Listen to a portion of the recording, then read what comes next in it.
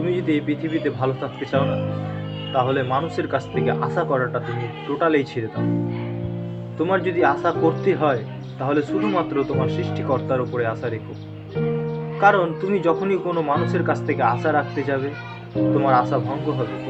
সেই আশাটা পূরণ হবে না, তখন তুমি কষ্ট পাবে।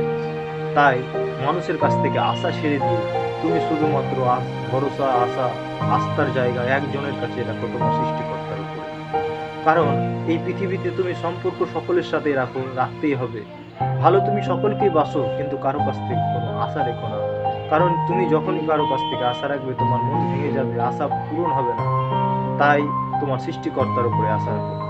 হ্যাঁ, আরেকটি কথা, যদি আমার এই ভিডিওগুলোর মধ্যে তোমরা একমত হও বা ভালো লেগে থাকে, তাহলে এই চ্যানেলে নতুন হয়ে থাকলে চ্যানেলটিকে সাবস্ক্রাইব করে আমার সাথে থাকবে। এবং যদি ফেসবুক বা ইউটিউব থেকে তোমরা ফেসবুক বা